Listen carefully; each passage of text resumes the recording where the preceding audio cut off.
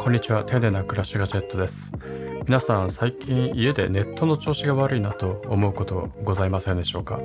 私もですね、つい先日からちょくちょくネットが切れるようになって、特にオンラインゲームをしている最中とかに切れられて非常にストレスだったので、今回は新しいルーターを買って設置したら、非常にですね、ゲームやテレワークが快適になりましたので、そのあたりの機種の選び方やおすすめの機種などを説明していこうと思います。結構ルーターってですね、数年ごとに新しい規格が開発されて、そのたんびに安定性やスピードなどが上がっていってるんですよね。ここ2、3年くらいの間でスマホやパソコンを新しくしたんだけども、Wi-Fi ルーターは交換してなかったという方は、かなり速度改善が見込める可能性があるかなと思いますので、ぜひご覧になっていってください。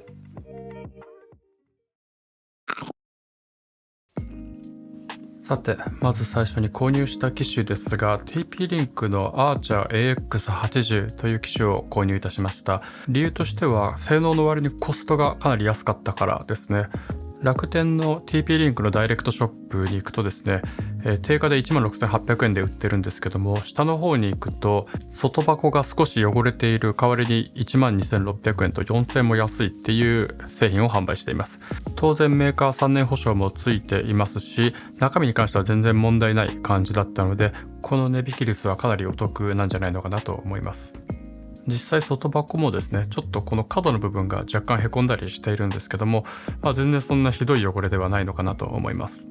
基本的にルーターってパソコンと一緒で、性能が上がれば上がるほど価格も高くなっていくので、速度を速くしたいとか、多くのモバイル製品をつなぎたいとか、安定性を高くしたいとか、そういったことが目的であれば、だいたい1万円以上のミドルクラス以上の機種を選んでおくと安心かなと思います。一応ですね、2020年に発表されている Wi-Fi 6E という規格に対応した製品も販売はされているんですが、手持ちのモバイル製品がまだ 6E まで対応している製品が少なくてですね、最低2万円ぐらいする 6E 対応を買ってもあまり恩恵がないかなと思って、今回は Wi-Fi 6を購入しています。ちなみにこの TP-Link の Archer AX80 ですが、2022年の12月に発売されていて、まだ比較的新しい新製品ですね。結構この TP-Link の製品って性能はいいんですけども、アンテナがこうカニみたいにいっぱい出てて、かなり仰々しい見た目の製品が多かったんですが、この AX80 はですね、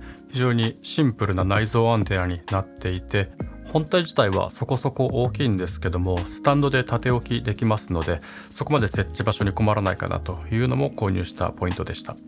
本体はこんな感じですね。下がちょっとスリムになっていて、上の方が太くなっているっていう逆さまの台形みたいな形になっています。コンパクトかと言われるとそんなこともないですね。比較的大きいですが、内蔵アンテナなので見た目はスリムですし、スタンドをつけて縦置きもできるので、設置場所にはそれほど困らないかなと思います。内蔵アンテナになった分、電波の強度が弱くなって通信が不安定になるんじゃないのかと思う方もいらっしゃるかもしれないですが、今のところ私の環境では接続が不安定だなと感じることはありません。それ以上に本体の性能であったり Wi-Fi 6やその他様々な安定性を高める技術のおかげで、通信の安定性については十分に担保できているんじゃないのかなと思います。というわけで設置をしてみるんですけども、その前にビフォアの回線速度を、ファストコムから調べておきましょう。何回かやって平均を取るのがいいのですが、だいたい60から90の間ぐらいですね。動画視聴やオンラインゲームをする分にはさほど困る数字ではないですが、例えばパソコンをしながらゲームをするといった複数の端末をつないで速度が落ちて20、30とかになってくると、少しちょっと怪しいかなという感じはしてくる数字です。それではこれを置き換えてどの程度の数字になったのかというのを見ていきましょう。さて、セットアップの手順ですが、基本的にこのスマホアプリのテザーというものを使って行います。特に取説を読まずとも、このようにそのまま画面に書いてある通りに進んでいけば問題なく進むことができます。基本的な設定についてはスマホアプリでも一通りできるんですが、先ほど少し紹介した OFDMA など通信を安定させるための技術の設定については、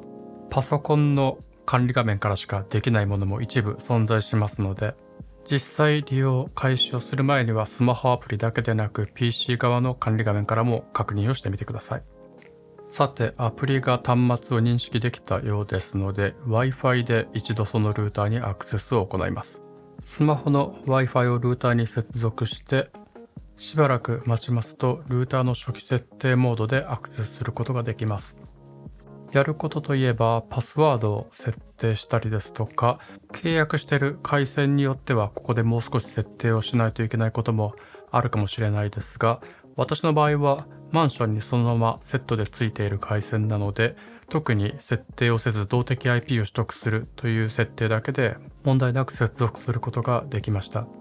この後に出てくる設定でスマートコネクトという設定があるのですが、このルーターは 5GHz と 2.4GHz のそれぞれに対応しています。この設定をオンにすると 5GHz と 2.4GHz の SSID が2つにならずに1つで接続できて、自動的にどちらかに割り振られるというようなことができるようになります。基本的にパソコンやスマホでは速度の速い 5GHz の方を明示的に使った方が便利ですので、この設定はオフにした上で 5GHz と 2.4GHz の SSID をそれぞれ設定しています。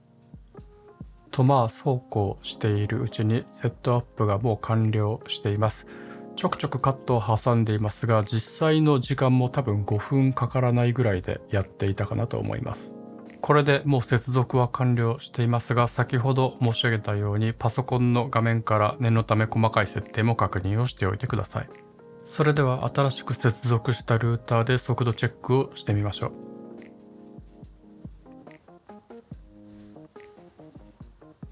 まだ1台しか接続していないという要素はありますけども、平均的に300後半から400中盤ぐらいまで出るようになりましたね。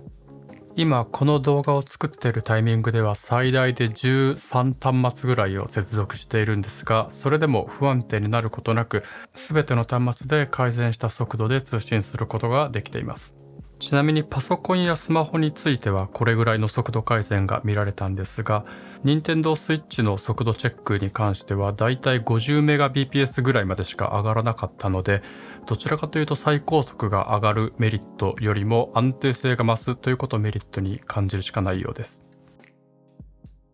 というわけで TP-Link の Wi-Fi 6 ルーターを使った結果という内容でしたが、改めてですね、新しい規格に対応した製品が発売された時は定期的に新しいルーターに交換した方がかなりメリットがあるなと感じました。一応 Wi-Fi 6E もですね、2万円ぐらいで買えるんですが、高性能な機種を買って長く使うというよりも、この1万円ぐらいのコスパのいい機種を定期的に新しくしていくという方がメリットが大きいんじゃないのかなと感じました。今回 TP-Link のルーターは初めて使ったんですが、バッファローや NEC といった国内製品のルーターと比べても遜色ないどころか、むしろセットアップやアプリの使い勝手が非常に良くて、このまましばらく使っても安定し続けるのであれば、今後は TP-Link 製品が個人的には安定してくるんじゃないのかなと感じています。当チャンネルではこの動画以外にも様々なスマートホームデバイスやカメラや音響機器など紹介しておりますので、気になる動画があればぜひ高評価やコメントでレスポンス、よろしければチャンネル登録もよろしくお願いいたします。それではまた私が新しいガジェットを買ったらお会いしましょう。